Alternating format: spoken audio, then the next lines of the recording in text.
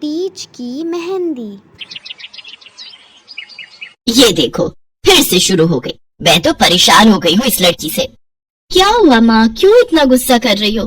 गुस्सा न करूँ तो क्या करूँ? हाँ, कब से आवाज लगा रही हूँ लेकिन इन मैडम को एक बार में सुनाई कहाँ देता है। ओहो माँ, आप ही देखो ना मैंने कितना सुंदर डिजाइन बनाया, बस इसी में ध्यान लगा था मेरा, शायद इसीलिए आपकी आवाज सुनाई नहीं दी होगी। अच्छा बताओ क्या काम है, मैं ये बाद में पूरा कर लूंगी। कुछ काम नहीं, खाने की थाली कब से लगा कर रखी है, अब महारानी को फुर्सत मिल गई हो तो चलकर खा लो।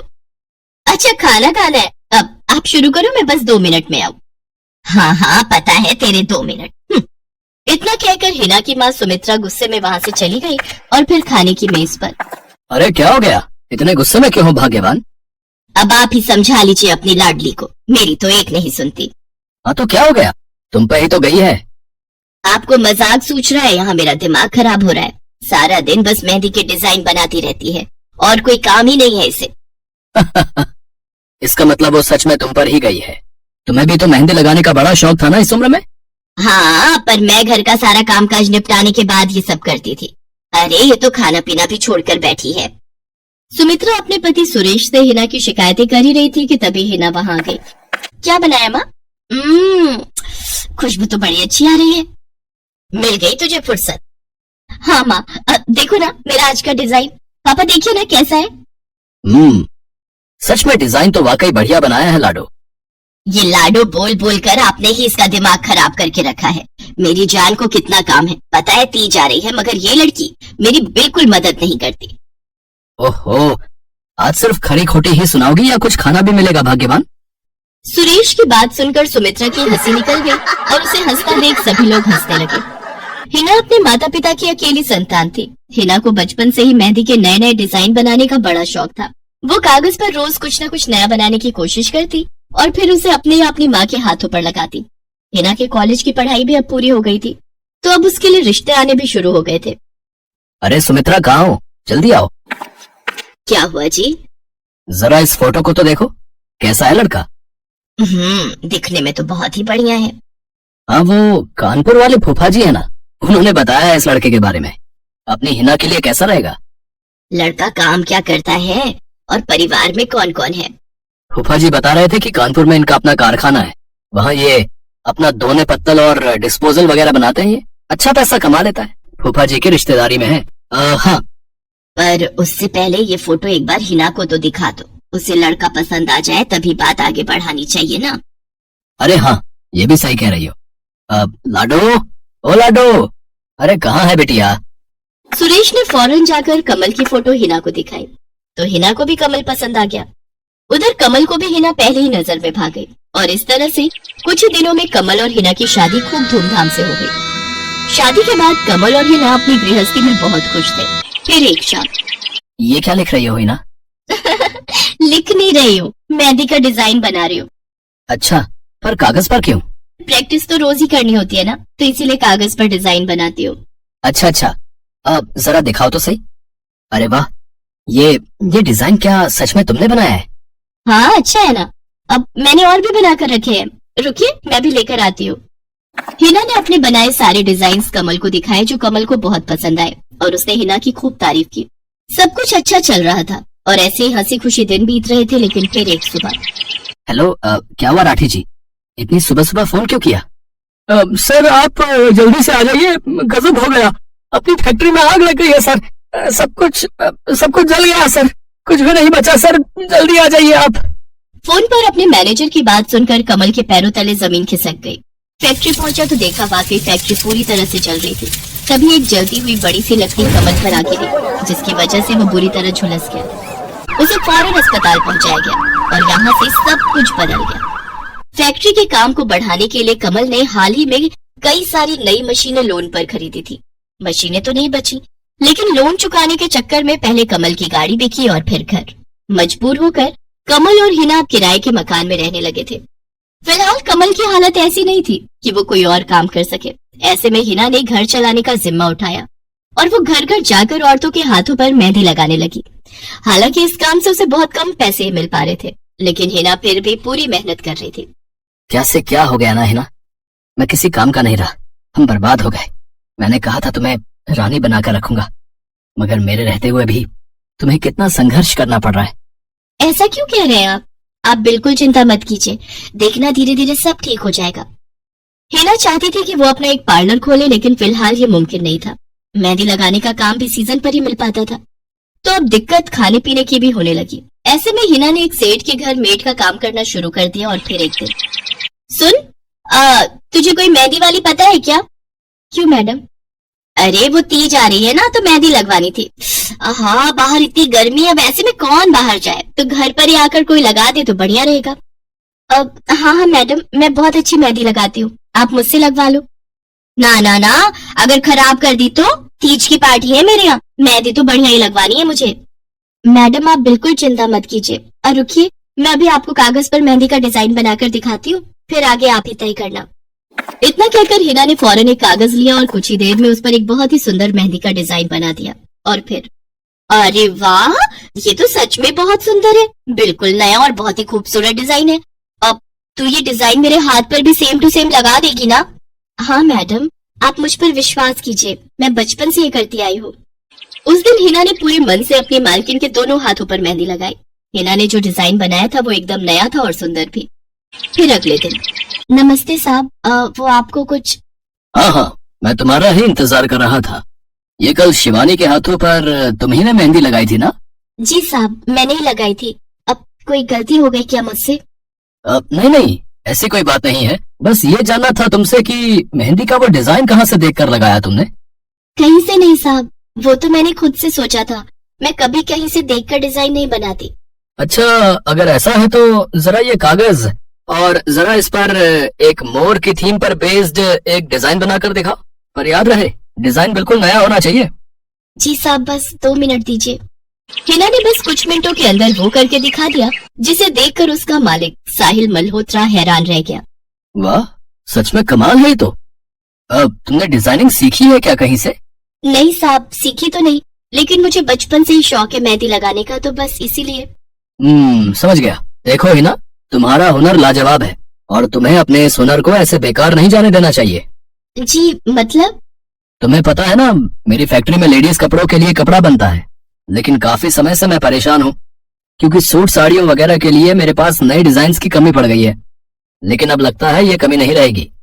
बोलो, बतौर डिजाइनर मेरे लिए काम करोगे तुम? जी साहब, बिल्कुल करूंगी। ये हिना के लिए सपने के सच होने जैसा था। अब वो काम वाली बाई से एक डिजाइनर बन गई। वो साहिल की फैक्ट्री में बनने वाले कपड़ों के लिए हर रोज नए नए डिजाइन बनाने लगी और इसके बाद साहिल के फैक्ट्री में बनने वाले कपड़े की डिमांड काफी बढ़ गई और इसके चलते हिना को भी उसके काम की बढ़िया सैलरी मिलने लगी। हिना अब अपनी कमाई से न सिर्फ अपना घर खर्च चलाने लगी, बल्कि उसने शहर के बढ़िया डॉक्टर से कमल का इलाज भी कराया, जिससे कमल बहुत जल्दी ठीक हो गया और उसने भी काम करना शुरू कर दिया। पर इस सब में पूरा 1 साल बीत गया और एक बार फिर से तीज का त्योहार आया। देखिए तो कैसी लग रही हूँ मैं? बिल्कुल चांद जैसी लग रही हो। हिना ने नई हरे रंग की साड़ी पहनी हुई थी जो उसने खुद डिजाइन की थी और वाकई वो उसमें बहुत ही सुंदर लग रही थी। हिना, तुम सच में बहुत बहादुर हो। मैं तो उस हादसे के बाद उठकर खड़ा ही नहीं हो पाता, लेकिन तुमने सब कुछ ठीक कर दिया। तीज का ये त्योहार ही इसलिए है जी, मैं आपको कभी कुछ नहीं होने दूंगी।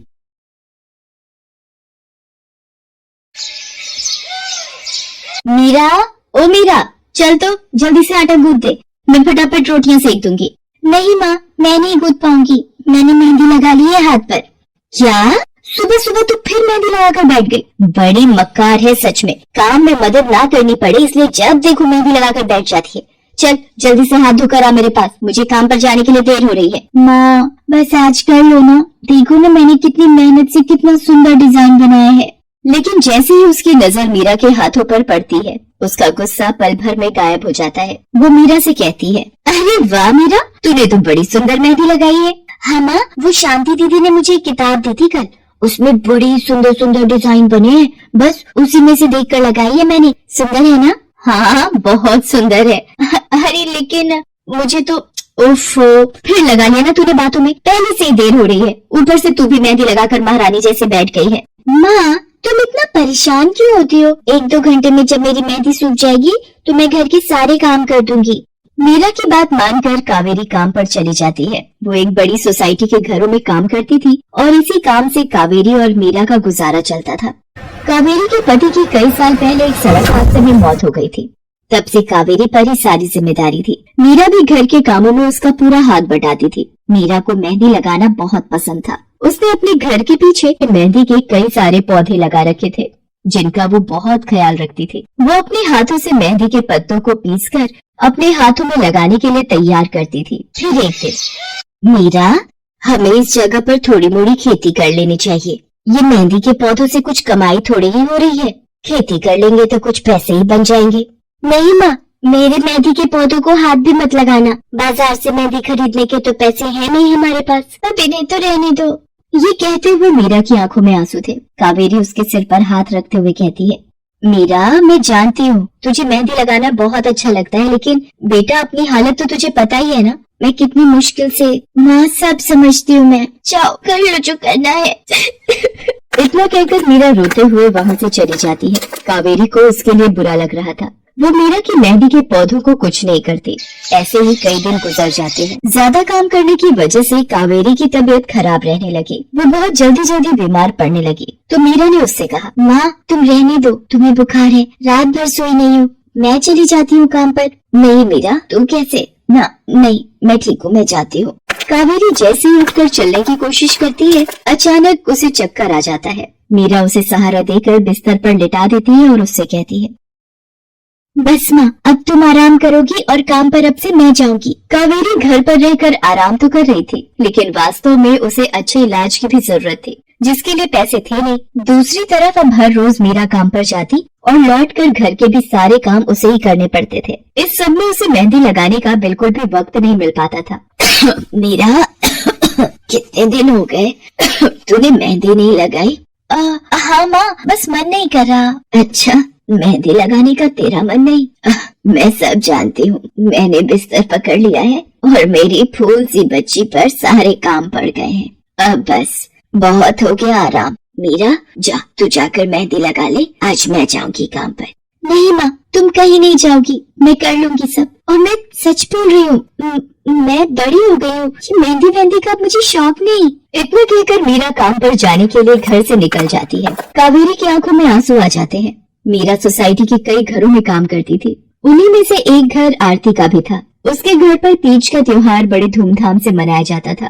तीज की तैयारियों में मीरा भी मदद कर रही थी। इसी बीच, अरे ऐसे कैसे? मैंने सारे रिश्तेदारों को बुला लिया है, मेरी सारी फ्रेंड्स भी आने वाली हैं। मैं क्या कहूँगी उन्हें? फोन पर काफी देर बहस करने के बाद आरती फोन रख देती है। उन्हें उदास देखकर मीरा उससे पूछती है, क्या हुआ मैडम जी, आप कुछ परेशान लग रहे हो? हाँ मीरा, बड़ी मुसीबत हो गई। कल तीज का फंक्शन है, मैंने सबको मेहंदी लगवाने के लिए यहीं बुला लिया है और आखिरी मौके पर ये पार्लर वाली धोखा दे गई। कह रही है कल नहीं आ पाएगी। अब क्या होगा? इतनी जल्दी कौन तैयार होगा सबको मेहंदी लगाने के लिए? मैडम जी, वैसे मैं भी ठीक ठाक मेहंदी लगा लेती हूँ। अरे हाँ, कावेरी ने मुझे बताया तो था एक बार कि तुझे मेहंदी लगाने का बहुत शौक है। वैसे मुझे तो कोई परेशानी नहीं है। तू देख ले बेटा, बहुत सारे हाथ लगाने होंगे और मेहंदी बढ़िया लगनी चाहिए सबके।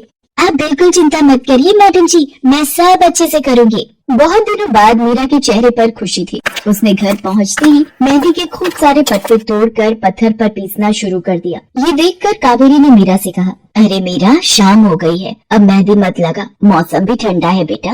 ये मेहंदी मैं अपने लिए नहीं पीस रही माँ, वो 5वें फ्लोर वाली मैडम जी है ना, कल उनके यहाँ लगानी है। अच्छा बेटा, पर ध्यान से बेटा, वो बड़े लोग हैं, कोई गलती ना हो जाए। माँ, तुम बिल्कुल चिंता मत करो, मेहंदी लगाने में मुझसे कभी कोई गलती हो ही नहीं सकती। मीरा खूब सारी मेहंदी तैयार करके अगले दिन आरती के घर पहुंच जाती है। वो अपनी मेहंदी को कोन में भरने लगती है कि तभी आरती की एक फ्रेंड आरती से, आरती, ये किसे बुला लिया तुमने? मैंने जिस पार्लर का नंबर दिया था तुम्हें, उससे बात नहीं हुई क्या? हुई तो थी, लेकिन उसने आखिरी वक्त पर मना कर दिया। तुम बिल्कुल चिंता मत करो, ये मीरा है, मेरी हाउसमेट है ना कावेरी, ये उसी की बेटी है। बहुत अच्छी मेहंदी लगाती है ये।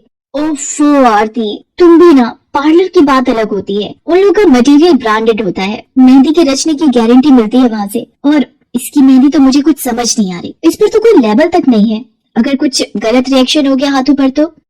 आप बिल्कुल चिंता मत कीजिए मैडम जी, ये मेहंदी मैंने खुद पीस कर तैयार की है। मेरे पास बहुत सारी मेहंदी के पौधे हैं, इसमें कुछ भी ऐसा नहीं है जो आपके हाथों को नुकसान दे। ना भाई ना, सॉरी आरती, बट मैं अपने हाथों को लेकर कोई रिस्क नहीं ले सकती। तुम सब लगवाओ, मैं तो पार्लर जाकर ही लगवाऊंगी। इतना कहकर आरती की दोस्त शालिनी वहाँ से चली जाती है। आरती मीरा को इशारा देकर काम शुरू करने को कहती है। अरे वाह, मानना पड़ेगा, इस बच्ची ने कमाल की मेहंदी लगाई है। मुझे तो नहीं लगता कि इस मेहंदी का वैसा रंग आएगा जैसा पार्लर वाली मेहंदी का आता है। अब बस भी करो शालिनी, मेहंदी कैसी रचेगी ये कल तक पता चल ही जाएगा ना। बच्ची है वो, उसे इस तरह डराओ तो मत। अरे मुझे क्या, मेरे घात कौन सा खराब होने वाले हैं, तुम्ही लोग लगवाओ और तुम्ही भुगतना। शालिनी गुस्से में वहाँ से चली जाती है। उसे पूरा यकीन था कि मीरा की मेहंदी रचेगी नहीं, साथ ही हाथों पर उसका गलत रिएक्शन भी हो सकता है, लेकिन जो हुआ वो इससे बिल्कुल अलग था। अगले दिन मीरा के घर पर। अरे मैडम जी, आप यहाँ? आपने तो आज काम पर आने के लिए मना किया था ना, मैं इसीलिए नहीं आई। हाँ, कल तुम कितना थक गई थी, इसीलिए मैंने आने को मना किया। मैं यहाँ तुम्हें काम पर बुलाने नहीं बल्कि किसी और काम से आई हूँ। अंदर नहीं बुलाओगी? अरे माफ कीजिएगा मैडम जी, आइए अंदर आइए। आरती को देखकर कावेरी भी बिस्तर से उठकर खड़ी हो जाती है। आरती के साथ उसकी दोस्त शालिनी भी थी। मीरा उन दोनों को पानी देते हुए कहती है, ये लीजिए मैडम जी, मेहंदी तो ठीक से रची ना मैडम जी? ये तुम्हें मैं नहीं शालिनी बताएगी। फिर शालिनी अपने हाथ मीरा की तरफ बढ़ा देती है। उसके हाथों पर कई जगह छाले पड़े हुए थे। ये देखकर मीरा उससे कहती है, अरे ये क्या हुआ मैडम जी? मैंने तुमसे मेहंदी नहीं लगवाई, उल्टा तुम्हारा अपमान करती रही, उसी की सजा मिली है मुझे। मैंने सबसे महंगे वाले पार्लर में जाकर मेहंदी लगवाई। मैंने उनसे जोर देकर कहा कि मेहंदी का रंग बहुत बढ़िया आना चाहिए। इस चक्कर में उन्होंने पता नहीं क्या क्या मिला दिया मेहंदी में, और मेरे हाथों का ये हाल हो गया। और दूसरी तरफ तुम्हारी मेहंदी, जिसने भी लगवाई उसके हाथों की रंगत ही अलग है। देखो आरती के हाथ देखो जरा। आरती ने अपने हाथ आगे बढ़ा दिए, जिन पर मीरा के हाथों से लगी मेहंदी का बहुत ही अच्छा रंग चढ़ा था। फिर आरती कावेरी के पास जाकर उससे बोली, बस कावेरी, ये झाड़ू पोछा और बर्तन बहुत करवा लिए तुमने मीरा से, ये अब वो करेगी जो इसे करना चाहिए। जी क्या मतलब मैडम जी? ये अब मेहंदी लगाएगी सबके हाथों पर। हमारी एक दोस्त का अपना ब्यूटी पार्लर है, उसे मीरा का काम और उसकी मेहंदी की क्वालिटी बहुत अच्छी लगी। वो मीरा को अपने यहाँ काम देना चाहती है, अच्छे पैसे भी देगी वो मीरा को, और तो और वहाँ रहकर मीरा पार्लर के दूसरे काम भी सीख पाएगी। आरती की बात सुनकर कावेरी की आंखों में आंसू आ जाते हैं। वो हाथ जोड़कर आरती का शुक्रिया अदा करती है। मीरा भी बहुत खुश थी। अब न सिर्फ वो अपना मेहंदी लगाने का शौक पूरा कर सकती थी, बल्कि अच्छे पैसे कमाकर अपनी माँ का इलाज भी करवा सकती थी। एक समय की बात है, केशवपुर नामक गांव में सरला नाम की एक बूढ़ी विधवा औरत अपने बेटा बहू के साथ रहती थी। सरला की बहू जया स्वभाव से बहुत बुरी थी। वो रोजाना सरला से बात बात पर लड़ती रहती थी। सरला का पति किशन शहर में मजदूरी करता था, इसलिए वो कभी कभी ही गांव आ पाता था। किशन शहर से घर खर्चे के लिए पैसे भेजता तो 2 लिफाफे भेजता, एक अपनी माँ के नाम और एक अपनी पत्नी के नाम। पर जया सरला के पैसे भी अपने पास ही रख लेती थी। ऐसे ही एक दिन, ये सरला देवी और जया जी के नाम के मनी ऑर्डर है। लाओ भैया, जल्दी से मुझे दे दो। ये सरला देवी के हस्ताक्षर करके ही उन्हें मिलेगा। माँ जी आराम कर रही हैं, लाओ मैं अंगूठा लगवा कर लाती हूँ। ए बुढ़िया, जल्दी से इस कागज पर अंगूठा लगा दे। भैया मनी ऑर्डर मुझे दे दो। जया सारे पैसे अपने पास रख लेती है और अपने और बेटे बिट्टू के लिए खाने पीने की चीजें खरीद लाती है। माँ बहुत भूख लगी है। ये देख, मैं तेरे लिए कितने सारे पकवान लाई हूँ, पूरी, छोले, समोसे, कचौड़ी। चल हम दोनों मिलकर खाते हैं, मजा आ जाएगा। जया बहू, बहुत भूख लगी है, सुबह से कुछ भी नहीं खाया है।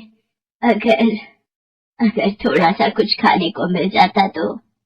पता नहीं इस बुढ़िया को कितनी भूख लगती है, जब देखो हम माँ बेटे के खाने पर नजर लगाती रहती है। ये ले पकड़, आधी कचौड़ी दे रही हूँ, अब रात तक कुछ खाने को नहीं मिलेगा। और तुझे तो मैंने बोला था कि कपड़े धो देना, तेरे से अभी तक कपड़े नहीं धुले। ये कचौड़ी खाकर चुपचाप सारे कपड़े धो देना, नहीं तो मुझसे बुरा कोई नहीं होगा। बेचारी सरला कचौड़ी का एक टुकड़ा खाकर भला क्या पेट भरती। वो फिर से दोबारा काम पर लग जाती है। एक दिन किशन शहर से वापस आने वाला था। जया को पता था कि जब किशन सरला से पूछेगा कि वो उसे पैसे बराबर भेजता है तो उसे मिलते हैं या नहीं। ये सोचकर जया थोड़ा घबरा जाती है और वो सरला से कहती है, ओ बुढ़िया, अगर तूने अपने बेटे से कहा कि तुझे उसके भेजे हुए पैसे नहीं मिलते तो मुझसे बुरा कोई नहीं होगा। वो तो एक दिन रहकर चले जाएंगे, उसके बाद जो मैं तेरा हाल करूंगी ना, फिर तू देखती रह जाएगी। इसलिए अपने बेटे के सामने दुखड़े रोने की कोशिश मत करना। नहीं बहू, मैं किशन को कुछ नहीं कहूंगी। माँ मैंने तुम्हें पैसे भेजे थे, वो तुम्हें मिल गए थे ना? अरे आप बिना कैसी बातें करते हो? माँ जी को मैं बराबर से पैसे देती रहती हूँ। माँ जी, ये लो गरम गरम पनीर के पकौड़े, आप भी खाओ। किशन 2 दिन रहकर शहर वापस चला जाता है। जया फिर से अपने रूप में आ जाती है। दिन भर सड़ा काम करके एक दिन चक्की से आटा पिसवा कर लौट रही थी कि अचानक उसे चक्कर आ जाते हैं। रिक्शा में जाती एक लड़की देख लेती है। भैया, इन्हें उठाने में मेरी मदद करो, बेचारी पता नहीं कौन है। सुमन, ये तेरे साथ कौन है?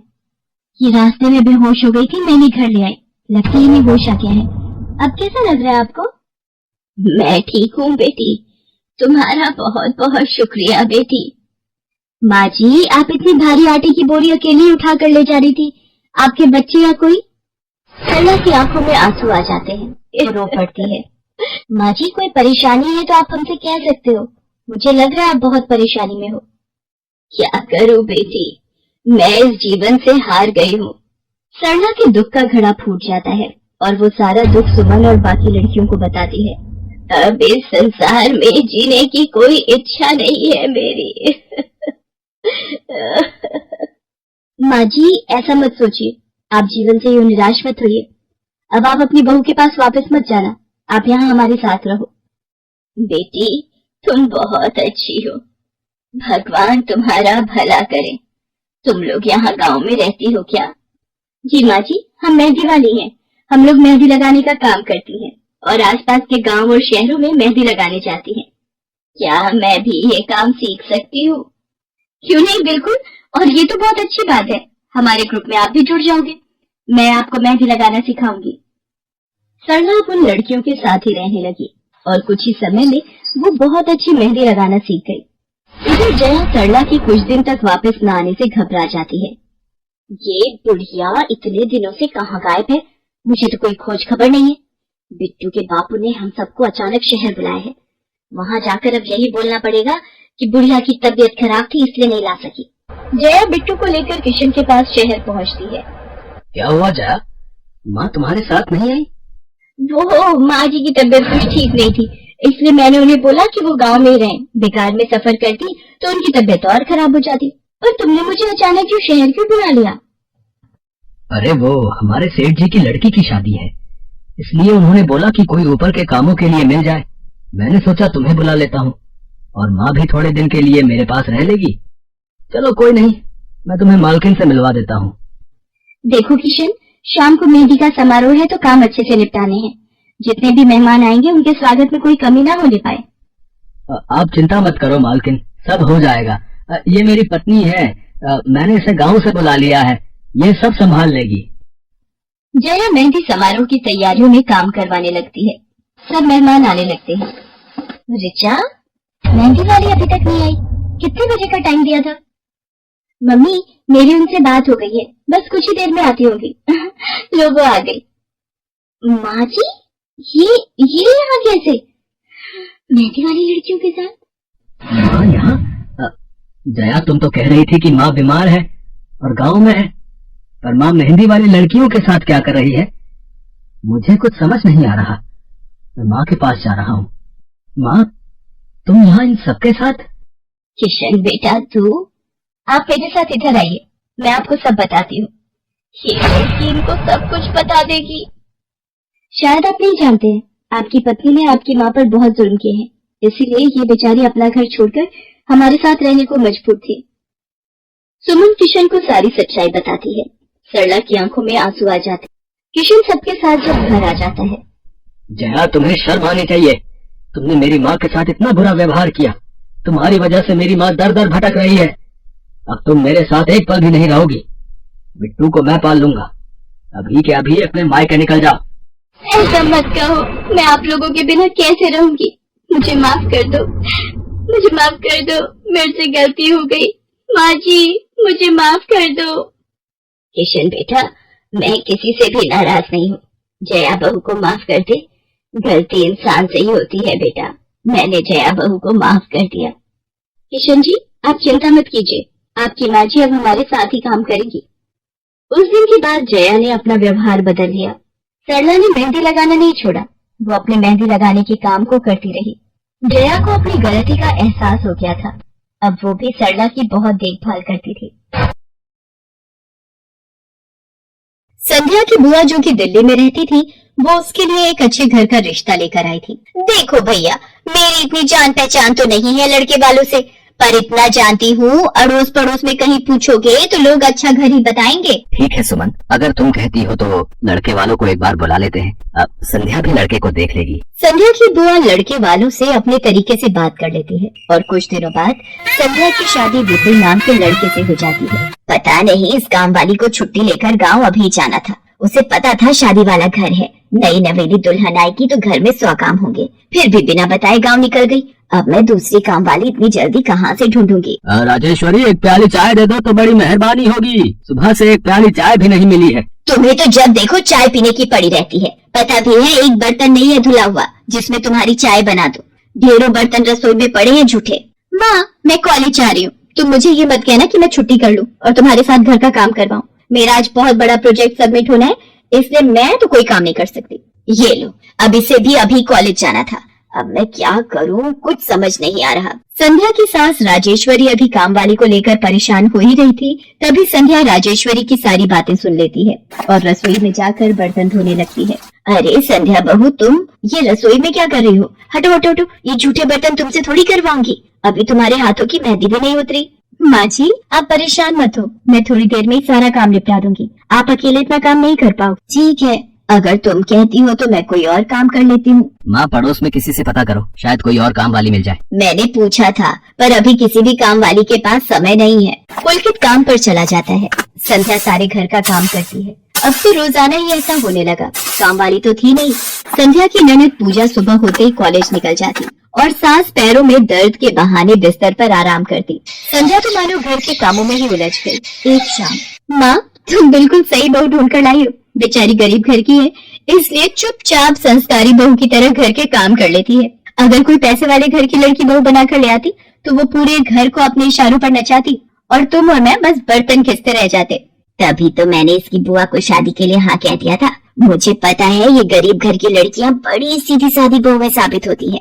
अब काम वाली गांव भाग गई। सोच ये ना होती तो कौन काम करता। राजेश्वरी, तुम दोनों माँ बेटी को तो संध्या बहू का शुक्रगुजार होना चाहिए। बेचारी ने आते से ही पूरा घर संभाल लिया। ऐसे ही दिन बीत रहे थे। संध्या सभी घर वालों की देखभाल का पूरा ध्यान रखती थी।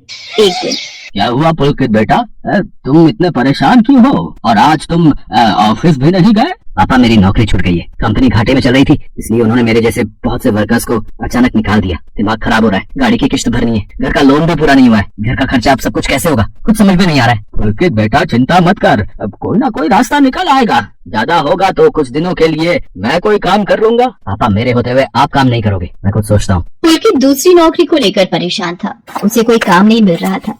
घर में पैसों की तंगी भी शुरू हो गई। पुलकित ने अपनी गाड़ी बेच दी। घर के लोन को लेकर वो परेशान था। 15,000 रुपए की किश्त उसे भरनी थी। तभी, भैया, मेरे कॉलेज की फीस इस बार बहुत लेट हो गई है। मेरा आखिरी साल है, अगले महीने की 5 तारीख तक 12,000 रुपए फीस के भरने हैं। मैं कुछ इंतजाम करता हूँ। ऐसे खाली हाथ पर हाथ रखकर मैं नहीं बैठ सकती, मुझे कुछ सोचना होगा। पता नहीं, हो सकता है किरण ने बात कर ली होगी, पूछती हूँ। हेलो किरण, मैं संध्या बोल रही हूँ। तूने बात की फिर? पार्लर में जगह खाली है क्या? हाँ, मैंने बात कर ली है। 12,000 रुपए महीना देंगी रविता मैम। बोल, तू हाँ बोलती है तो मैं बात कर लेती हूँ। ठीक है, तू हाँ बोल दे, कम से कम कुछ तो पैसे आ जाएंगे। संध्या पुलकित से पार्लर में मेहंदी लगाने की नौकरी की बात करती है। पहले तो वो मना करता है, पर संध्या उसे समझाती है। पुलकित, मैं जानती हूँ आप परेशानी के दौर से गुजर रहे हो। मैंने आपसे शादी के बाद हर सुख दुख में साथ निभाने का वादा किया था, और आप परेशान मत हो। मैं घर और बाहर दोनों का काम एक साथ संभाल लूंगी। ठीक है संध्या, तुम कल से पार्लर में नौकरी के लिए जा सकती हो। अगले दिन से संध्या सारे घर के काम के साथ साथ पार्लर भी जाती और वहाँ पर पूरा दिन मेहंदी लगाने का काम करती और शाम के वक्त घर आती। संध्या बहुत मेहनत कर रही थी ताकि वो अपने परिवार की मदद कर सके। संध्या बहुत सुंदर मेहंदी लगाती थी। ये बात उसकी सास को तब पता चली जब उसने पार्लर में काम करना शुरू किया। संध्या को पार्लर में काम करते हुए 1 महीना बीत चुका था। पार्लर की मालकिन रविता भी संध्या की मेहंदी लगाने के काम को देखकर बहुत खुश थी। संध्या, तुम सचमुच बहुत मेहनती हो। पिछले 1 महीने में बहुत से क्लाइंट तुम्हारी तारीफ कर रहे हैं और अपनी फैमिली फ्रेंड्स की शादी या सगाई फंक्शन के लिए तुम्हें मेहंदी के लिए बुक करना चाहते हैं। और हाँ, ये तुम्हारी सैलरी 12,000 रुपए। बाकी ये तुमने ओवर टाइम भी शादी के सीजन में बहुत किया है, उसके 6,000 रुपए अलग से दे रही हूँ। थैंक यू मैम, आपने मेरे काम की इतनी तारीफ की। मैं तो बस भगवान की कृपा से मेहनत से करती हूँ। संध्या घर आ जाती है और 12,000 रुपए पूजा के हाथ में रखती है। पूजा, ये तुम्हारी कॉलेज की फीस के पैसे, तुम कल ही अपनी फीस जमा कर देना। भाभी, ये तो आपकी मेहनत की कमाई है, आप ये सारे पैसे मुझे दे रहे हो? नहीं नहीं भाभी। पूजा, तुम मुझे अपनी भाभी कहती हो ना, और भाभी तो माँ समान होती है, तो क्या तुम अपनी भाभी माँ के पैसे नहीं लोगी? तुम अपने भैया से भी तो लेती हो ना। फिर मेरे और अपने भैया में फर्क है, मैं भी तो इस घर का हिस्सा हूँ, इसलिए ये पैसे रख लो। मुझे माफ कर दो भाभी,